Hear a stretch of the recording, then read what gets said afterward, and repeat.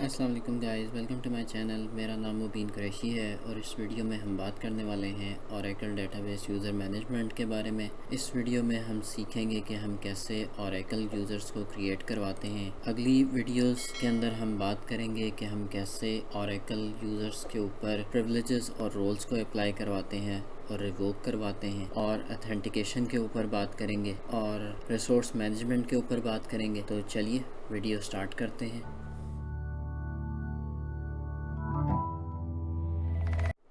सबसे पहले हम बात करेंगे ओरेकल डेटाबेस यूज़र क्रिएशन के बारे में।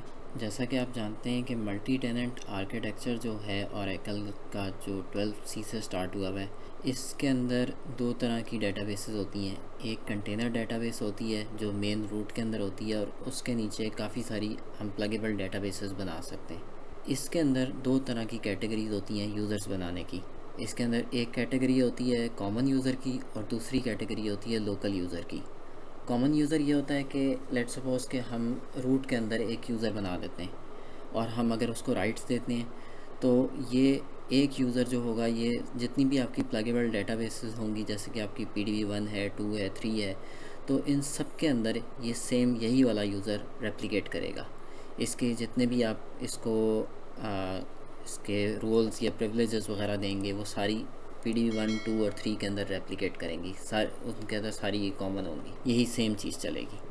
और दूसरी कैटेगरी लोकल यूज़र की होती है। लोकल यूज़र ऐसे होता है, लेट सपोज़ कि आपके पास 3 तरह की PDBs हैं, PDB1 है, 2 है, 3 है। इन सब का अलग-अलग अपना अपना यूज़र होगा। ये अगर आप यूज़र 1 PDB1 के अंदर पड़ा हुआ है तो इसको हम PDB2 के अंदर रेप्लिकेट नहीं करवा सकते। इसकी जो PDB1 के साथ ही एफिलिएशन होगी, PDB2 के साथ नहीं होगी। अगर लेट सपोज PDB2 के अंदर कोई इंटेलिजेंस का हमारे पास कोई स्कीमा पड़ा हुआ है, तो हम यूज़र 1 को यूज़ करके PDB2 के टेबल्स को एडिट नहीं कर सकते, इंसर्ट एप्स अपडेट या डिलीट वगैरह की कमांड नहीं लगा सकते। तो चलिए देखते हैं कि इन यूज़र्स को कैसे बनाया जाता है। तो चलें गाइस, देखते हैं कि हम कैसे कॉमन यूज़र क्रिएट करते हैं। इसके लिए सबसे पहले हमें CDB रूट के अंदर होना चाहिए। हम CDB रूट के अंदर हैं, यहाँ से हम कॉमन यूज़र बनाएंगे।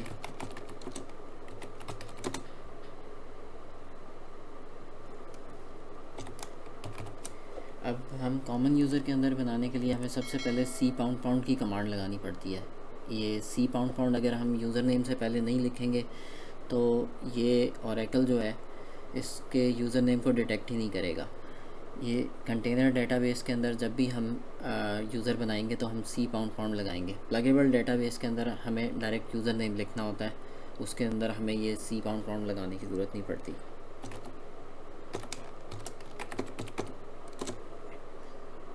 ये यूज़र नेम आ गया।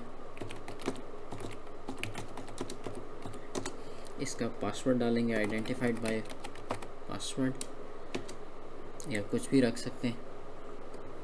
अब हम इसका कंटेनर बताएंगे।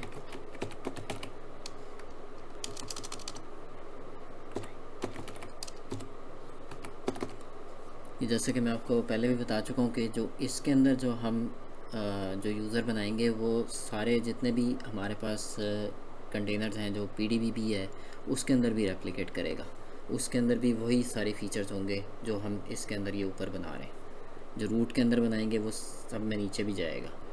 अब हम टेबल स्पेस डालेंगे।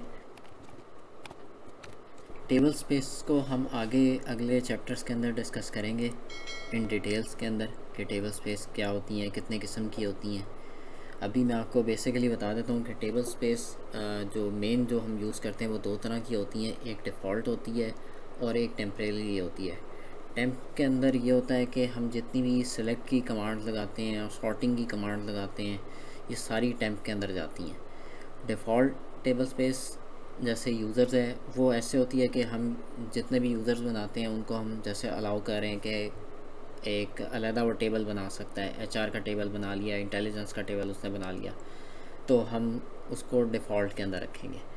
उसके बाद इसके अंदर हम कोटा भी डिफ़ाइन कर सकते हैं कि हम चाहते हैं कि अगर एक यूज़र जो है वो इतने टेबल्स बनाए, उससे ज़्यादा हम इसको अलाउ नहीं करता है कि टेबल बनाए, तो हम इसके अंदर कोटा डिफ़ाइन कर देते हैं। लेट सपोज़ हम 10 MB का या 20 MB का इसमें कोटा डिफ़ाइन किया जा सकता है।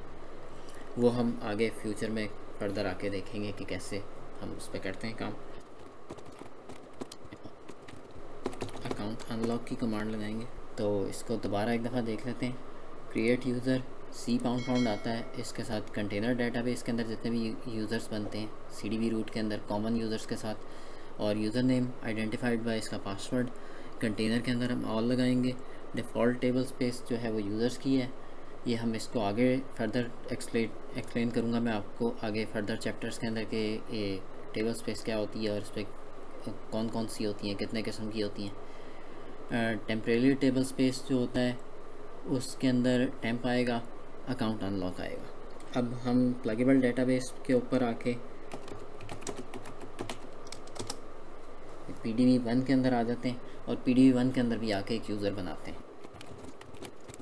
अब यही हम कमांड लगाएंगे, इसी को ही हम कॉपी कर लेते हैं कमांड को। यूज़र PDB एडमिन करवा देते हैं इसको, आइडेंटिफाइड बाय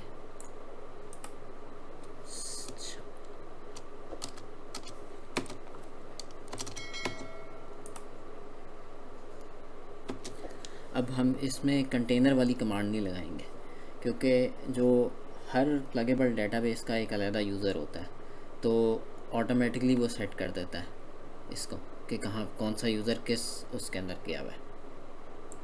और टेबल स्पेस लगाएंगे और अकाउंट अनलॉक, बस यहाँ तक। तो यूज़र क्रिएटेड। अब हम CDB व्यू के थ्रू चेक करेंगे कि ये यूज़र जो बने हैं ये कहाँ कहाँ गए हैं और कॉमन यूज़र कौन सा वाला है इनमें और नॉर्मल यूज़र कौन सा है जो लोकल यूज़र है। जब हम इस पर खोलते हैं तो लिसनर रनिंग में होना चाहिए, वो आई थिंक मैंने पहले ही खोला हुआ है। इसमें ओरेकल पे लॉगिन करवा लेंगे। ये भी मैं पिछली वीडियोस में सिखा चुका हूँ कि हम इसके थ्रू कैसे लॉगिन करते हैं।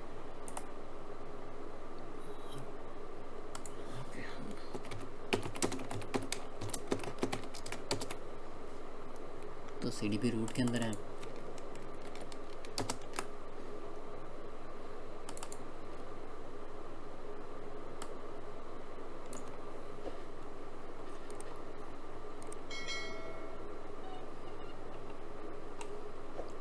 ये एक हमने CDB एडमिन का बनाया था, ये कॉमन में आ रहा है, और एक और बनाया था जो PDB एडमिन के अंदर था।